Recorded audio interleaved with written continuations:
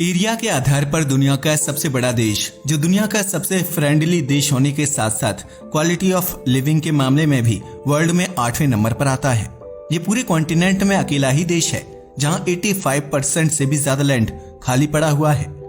अभी तक तो आपकी समझ में आ गया होगा कि हम किसकी बात कर रहे हैं। तो आपको बताते चले, हम बात कर रहे हैं दुनिया के सबसे छोटे कॉन्टिनेंट पर बसे इकलौते देश ऑस्ट्रेलिया की। मगर दुनिया का यह खूबसूरत सा देश एक ऐसी ट्रैप में फंसता जा रहा है जो इस ड्रीम कंट्री को मोस्ट अनअफोर्डेबल कंट्री बनाता जा रहा है। लेकिन इसकी वजह जानकर आप हैरान रह जाओगे, क्योंकि वो वजह है हाउसिंग प्रॉब्लम। मगर सोचने वाली बात है, आखिर ऐसा कैसे हो सकता है जहां इतना लैंड मौजूद हो, वहां रहने की किल्लत क्यों फेस करनी पड़ रही है। आखिर क्या है यह पूरा मामला, बताएंगे, मगर उसके लिए आपको हमारी वीडियो को एंड तक देखना होगा। चलिए शुरू करते हैं। ऑस्ट्रेलिया दुनिया के रिचेस्ट देशों में शामिल है, क्योंकि यहाँ पर स्टैंडर्ड ऑफ लिविंग और एवरेज सैलरी दुनिया के बहुत सारी डेवलप्ड देश से ज्यादा है। मगर धीरे धीरे ऑस्ट्रेलिया एक ऐसे जाल में फंसता जा रहा है जो इसकी हालत को बद से बदतर कर देगा।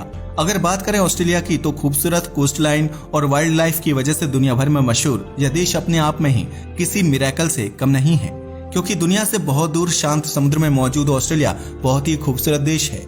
ये जितना खूबसूरत है, इसके दुनिया के सामने आने की कहानी भी उतनी ही हैरान कर देने वाली है।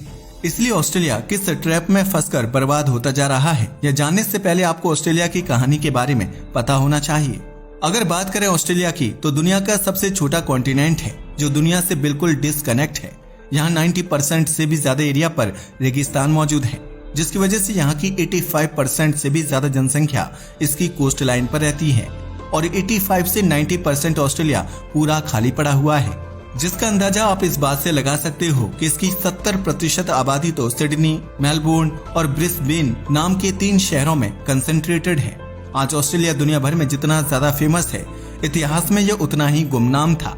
असल में 1606 से पहले तो किसी को मालूम ही नहीं था कि दुनिया में ऑस्ट्रेलिया नाम का कोई कॉन्टिनेंट भी है। लेकिन फिर 1606 में जब एक डच ट्रेडिंग करते हुए इंडोनेशिया से अपने देश वापस लौट रहा था, तो एक समुद्री तूफान ने उसे ऑस्ट्रेलिया के पास पहुंचा दिया। और जब उसने ऑस्ट्रेलिया को देखा तो वह हैरान रह गया। अब विलियम नाम के इस ट्रेडर ने वापस आकर सबको ऑस्ट्रेलिया के बारे में बताया कि ऐसे ऐसे करके दूर कहीं एक खूबसूरत सा आइलैंड मौजूद है। हालांकि इससे ज्यादा वह इसके बारे में कुछ नहीं जानता था। मगर फिर आया साल जब ऑस्ट्रेलिया को खोजने एक ब्रिटिशर्स निकल पड़ा। 1770 ईस्वी में एक ब्रिटिश एक्सप्लोरर जिनका नाम कैप्टन कुक था, वह ऑस्ट्रेलिया की खोज में निकल पड़ा। लेकिन वो जब ऑस्ट्रेलिया के ईस्टर्न साइड पर पहुंचा तो देखकर हैरान रह गया कि इतना खूबसूरत देश आखिर आज तक दुनिया से छुपा हुआ कैसे है।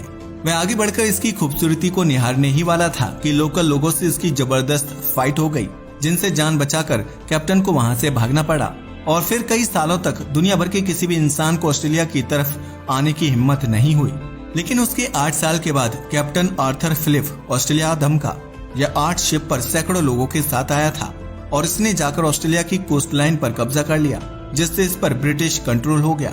हालांकि ऑस्ट्रेलिया की पूर्वी कोस्ट लाइन पर कब्जा करने के बाद ब्रिटिशर्स ने वेस्ट में भी एक्सप्लोर करने की ठानी, लेकिन वे अपने इरादों में कामयाब नहीं हो पाए। ऐसा इसलिए क्योंकि ऑस्ट्रेलिया के वेस्ट में रेगिस्तान ही रेगिस्तान है, जहां पानी की कमी और गर्मी से जूझने के बावजूद ये लोग वेस्ट में कुछ भी नहीं पा सके। इनफैक्ट वहां उनके बहुत सारे सैनिक मारे गए और मजबूर होकर इन्हें वापस आना पड़ा। ऐसे ही टाइम गुजरता गया और फिर 1851 में सिडनी से कुछ दूर एक गांव जिसका नाम बैथर्स्ट था, वहां सोने की खोज हुई। यहाँ बहुत भारी मात्रा में सोना पाया गया था, जिसका अंदाजा आप इस बात से लगा सकते हो कि ऑस्ट्रेलिया में दुनिया की 40% गोल्ड प्रोडक्शन होने लगी। लेकिन इसका फायदा ऑस्ट्रेलिया को नहीं, ब्रिटेन को हुआ। ऐसा इसलिए क्योंकि ब्रिटेन का कब्जा ऑस्ट्रेलिया पर अभी भी मौजूद था। इसलिए सारा सोना निकालकर ब्रिटेन ले जाया जाता और ब्रिटेन इसका इस्तेमाल करके और भी अमीर होता गया। गोल्ड की वजह से ब्रिटेन से बहुत सारे लोग ऑस्ट्रेलिया आने लगे, जिसकी वजह से अगले कुछ सालों में कई लाख लोग ऑस्ट्रेलिया आ चुके थे। जिसका अंदाजा आप इस बात से लगा सकते हो कि जब गोल्ड डिस्कवर हुआ था तो ऑस्ट्रेलिया की जनसंख्या 4.5 लाख थी और 20 साल बाद यह जनसंख्या बढ़कर 1.7 मिलियन हो चुकी थी। वैसे हम आपको बताते चले, 1871 से 1900 तक ऑस्ट्रेलिया 6 पार्ट में डिवाइडेड था और फिर इन्हें इकट्ठे होकर कॉमनवेल्थ ऑफ ऑस्ट्रेलिया के नाम से एक देश बनाया गया। इस तरह से अब वर्ल्ड के मैप पर ऑस्ट्रेलिया नाम का एक देश उभर कर आया और यहीं से शुरू होता है ऑस्ट्रेलिया की तरक्की का सफर। मगर अभी भी ऑस्ट्रेलिया में केवल ब्रिटिशर्स ही नजर आते थे। ऐसा इसलिए क्योंकि ऑस्ट्रेलिया में व्हाइट लोगों के अलावा किसी और के आने की परमिशन नहीं थी और अगले 60 सालों तक यह स्थिति बरकरार रही। और फिर आता है वह साल जब नॉन व्हाइट लोगों को भी ऑस्ट्रेलिया में आने की परमिशन मिली। असल में 1967 में ऑस्ट्रेलिया ने कलर बेस्ड इमिग्रेशन पॉलिसी खत्म करके दूसरी इमिग्रेशन पॉलिसी स्टार्ट की और इस बार स्किन क्राइटेरिया को हटाकर स्किल लगा दिया गया, जिससे एशिया, साउथ अमेरिका और अफ्रीका से काफी लोग आकर ऑस्ट्रेलिया में बसने लगे और आज तक भी बहुत सारे लोग ऑस्ट्रेलिया आ रहे हैं, जिसकी वजह से ऑस्ट्रेलिया अब एक मल्टी कल्चर कंट्री बन चुका है। और जैसा कि हम आपको बता चुके हैं कि ऑस्ट्रेलिया बहुत ही फ्रेंडली और इजी लिविंग वाला देश है, जिसकी वजह से भारत जैसे देश के लोगों के लिए ऑस्ट्रेलिया एक ड्रीम कंट्री बना हुआ है। अब आप सोच रहे होंगे कि हम आपको ऑस्ट्रेलिया की तरक्की की कहानी क्यों सुना रहे हैं। आखिर वह ट्रैप कौन सा है जिसमें फंसकर ऑस्ट्रेलिया बर्बाद होने की कगार पर पहुंच रहा है। तो चलो अब आपको बताते हैं उस ट्रैप के बारे में। वो ट्रैप जिसमें दुनिया का एक खूबसूरत देश फंसता जा रहा है वो है यहाँ की हाउसिंग इंडस्ट्री। असल में ऑस्ट्रेलिया दुनिया की लिस्ट अफोर्डेबल कंट्री में शामिल होता जा रहा है, जिसका अंदाजा इस बात से लगा सकते हो कि ऑस्ट्रेलिया के 3 शहर दुनिया के सबसे ज्यादा लिस्ट अफोर्डेबल शहर बने हुए हैं, जिनमें से सिडनी तो हांगकांग के बाद में दुनिया का सबसे महंगा शहर बन चुका है। लेकिन सोचने वाली बात है, आखिर इतना खूबसूरत सा देश जिसके पास इतना सारा एरिया खाली पड़ा हुआ है, वहाँ घर इतने महंगे और अनअफोर्डेबल क्यों बनते जा रहे हैं, जबकि ऑस्ट्रेलिया के पास तो नेचुरल रिसोर्सेज भी भर भर कर मौजूद हैं। तो हम आपको बताते चले, इसकी वजह है यहाँ की हाउसिंग इंडस्ट्री। असल में आप इसके दूर तक फैले एरिया को देखकर ये अंदाजा मत लगाइए कि यहाँ पर रहने की कोई किल्लत नहीं होती होगी, क्योंकि जैसा कि हमने अभी बताया कि लगभग 90% ऑस्ट्रेलिया में तो रेगिस्तान फैला हुआ है और थोड़ा ही इलाका ऐसा है जहाँ पर रहा जा सकता है। रहने की कम जगह होने की वजह से यहाँ पर हाउसिंग प्राइसेस बहुत ज्यादा कॉस्टली है और लोग घर खरीदने तक अफोर्ड नहीं कर पाते, जिसका अंदाजा आप इस बात से लगा सकते हो कि 1970 में सिडनी में एवरेज सैलरी $4,200 थी, जबकि उस दौरान एक एवरेज से घर की कीमत $18,700 के आसपास होती थी। लेकिन 2024 तक ये आंकड़ा पूरी तरह से बदल गया है। एक्चुअल में 2024 में एवरेज सैलरी $74,000 तक पहुंच चुकी है, यानी 1970 की सैलरी से 17 गुना ज्यादा। लेकिन अगर बात करें यहाँ पर एवरेज घर की, तो इसकी कीमत $15 लाख पहुंच चुकी है, यानी कि 1970 से 80 गुना ज्यादा।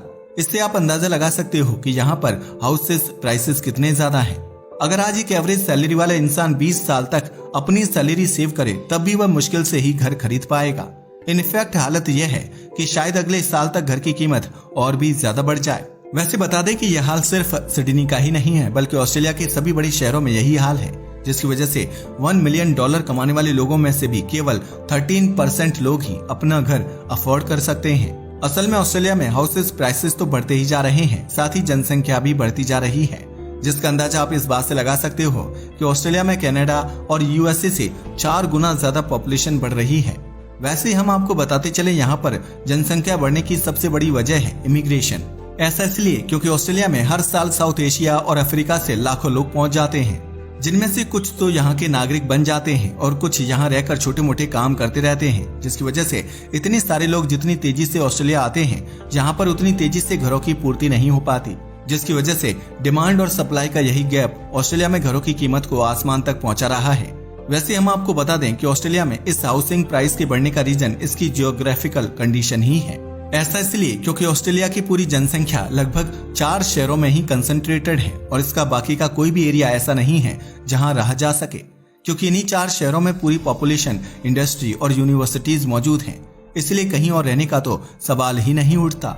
यही वजह है कि इमिग्रेंट्स और स्टूडेंट भी उन्हीं शहरों में आते हैं और यहाँ आकर हाउसिंग प्राइसेस को और भी ज्यादा बढ़ा देते हैं। यही वजह कि ऑस्ट्रेलिया इस ट्रैप में फंसता जा रहा है।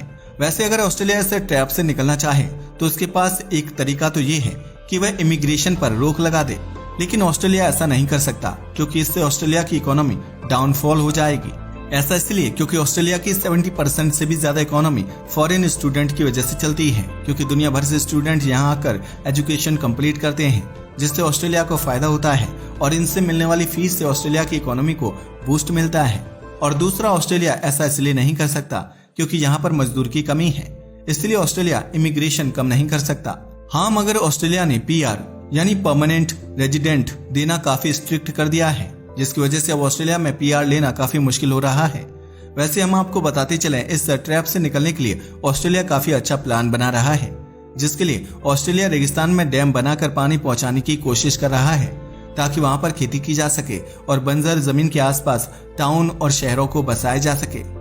अगर यह प्लान एग्जीक्यूट हो गया तो शायद ऑस्ट्रेलिया इस ट्रैप से बाहर आ जाए, लेकिन इस प्लान को पूरा करने में कई साल लग जाएंगे और तब तक ऑस्ट्रेलिया को कोस्ट लाइन पर मौजूद इन शहरों में आने वाली इमिग्रेंट्स के लिए घर बनाने ही पड़ेंगे एंड इन इमिग्रेंट्स को भी तब तक हाई हाउसिंग रेट्स प्राइसेस को बर्दाश्त करना ही पड़ेगा, क्योंकि उनके पास में ऐसा कोई और ऑप्शन नहीं है।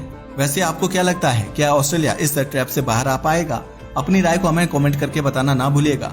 साथ ही अगर आपको हमारी वीडियो पसंद आई हो तो इसे लाइक और हमारे चैनल को सब्सक्राइब जरूर करें। धन्यवाद।